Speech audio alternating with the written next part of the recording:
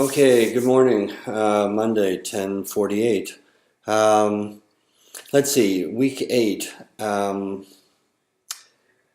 it was a little unsatisfying, I think, because while we had a nice case study related to the financials of 10 different nonprofits, and we were trying to identify the nonprofit, and we had some good discussion about it, and the case study allowed us to try our analytical skills at looking at financials and thinking about the story that they tell.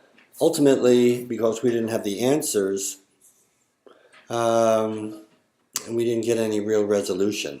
So sometimes you don't get resolution.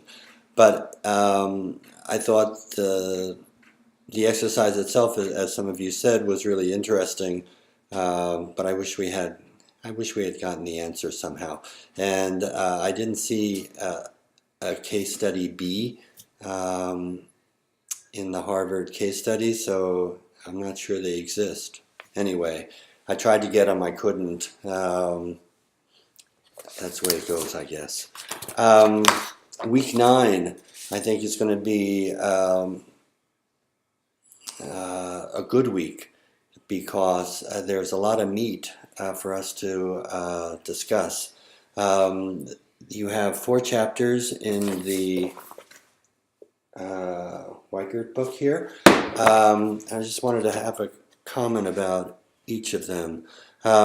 Week 9 talks about the sources of revenue for nonprofits and sort of revenues in general. I thought what was particularly interesting was the pie charts that talk about where the money comes from. And a misnomer of a lot of naive nonprofit professionals, particularly those who want to start their own nonprofit, is that, oh, I'll just write a grant and I'll get money from a foundation. Well, those pie charts show you definitively that foundations make up only 14% of the 13% of private donations coming into nonprofits, which equates to less than 2% of total income of nonprofits comes from foundations. So it gives you a sense there that if you think your business model for generating revenue to fund your mission is going to come from foundations, it's probably not going to happen unless you're in an incredibly narrow segment of the sector. I will say on the reverse side, though, that the numbers are on the sources of nonprofit revenue are a little bit skewed, right? If we think back to some of our early readings about who has the wealth and who has the bulk of the income of nonprofits, right? It's those relatively few huge nonprofits, the medical nonprofits and the education nonprofits. Think Harvard, think of probably the biggest hospital in your town. It's probably a nonprofit. And so where do they get their revenues from? Well, the medical establishments get their revenue from, right, private insurers and government entitlement programs, Medicaid and Medicare. So, you know, skews the revenue stream.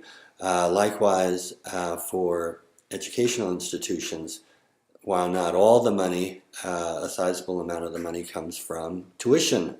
So again, the dominance of the medical institutions and educational students in terms of the wealth and income of nonprofits skews the sector-wide figures that you're looking at.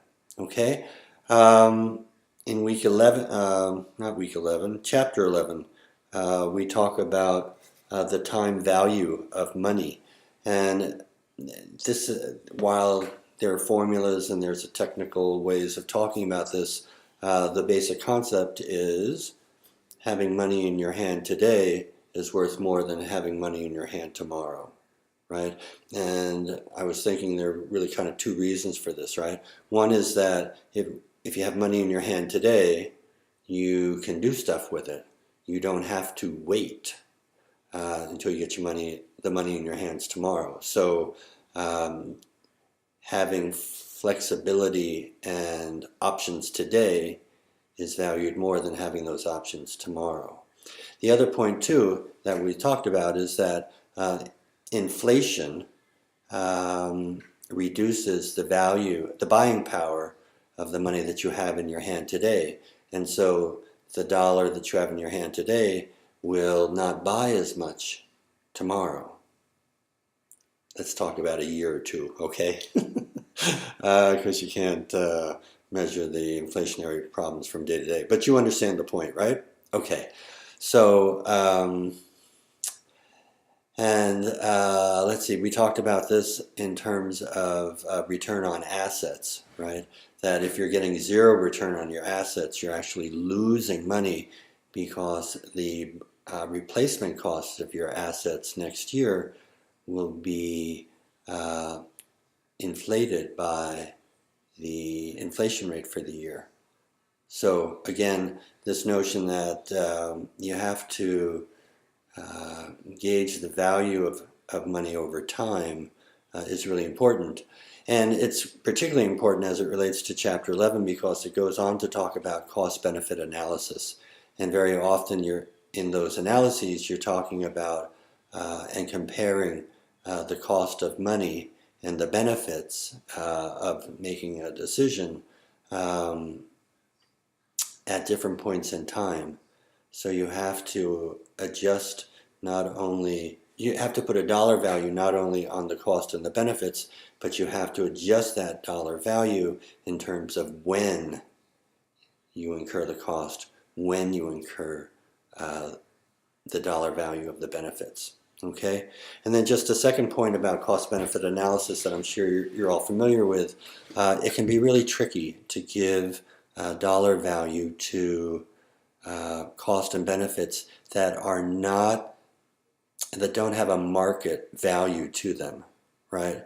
In other words, when I buy a car, which I just did actually, I know the value of the car because it's set by the market.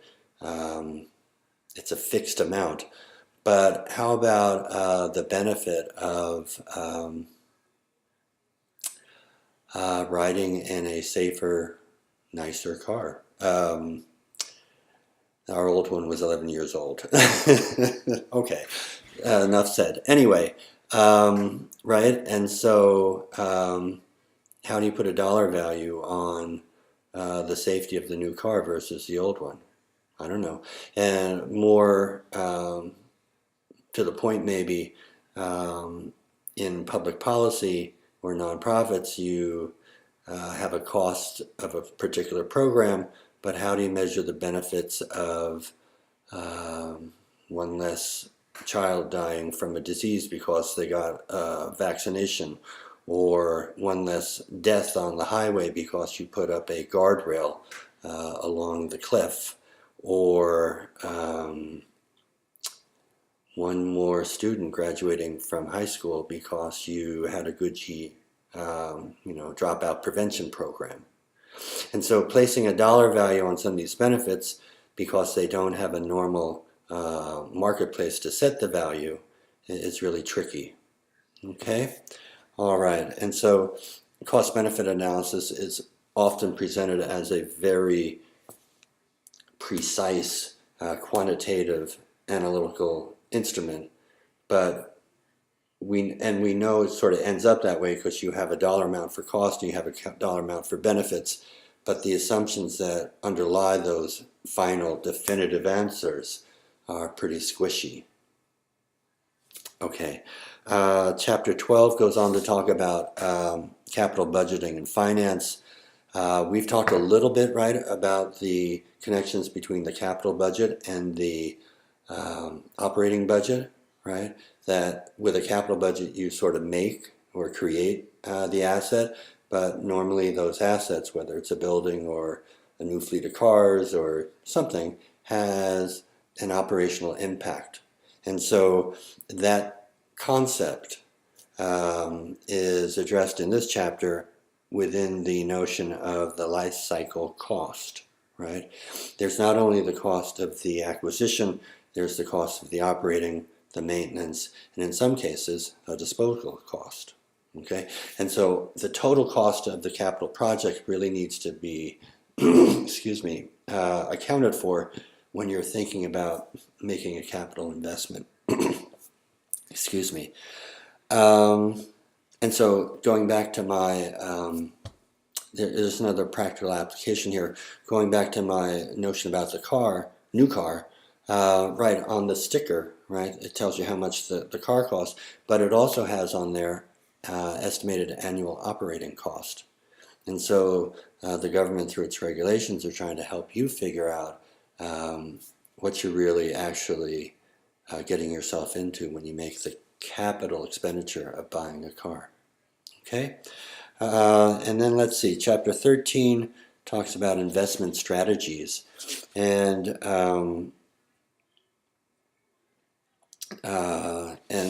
essentially, your investment strategies can weigh two different things.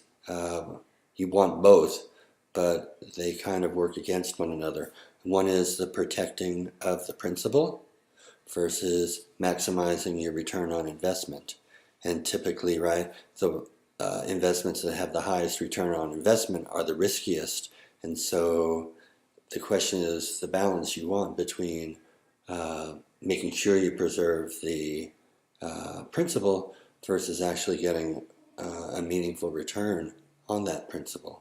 Remember, again, you want to at least get a return that covers the rate of inflation, or else you're actually losing money. Okay? And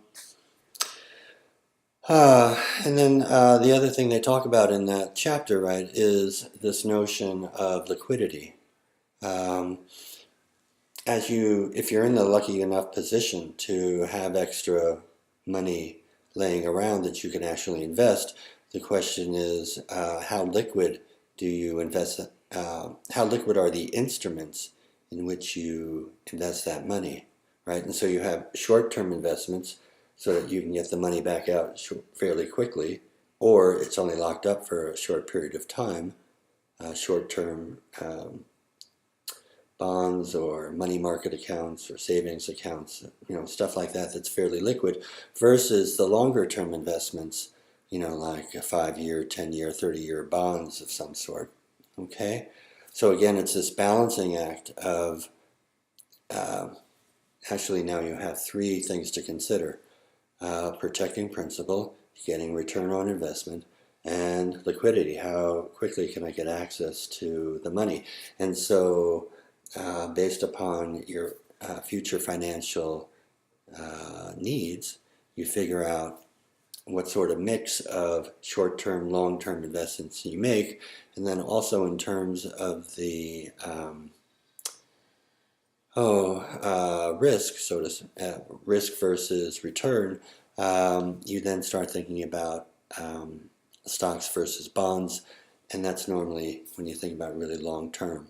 Okay, and there's a discussion in the chapter about the relative mix that you should have. Okay, and then lastly, there is the case study this week. So this assignment is due next, I guess, at the end of the week on Saturday. It looks like a good case study because you have some real meaty financial data with which to work.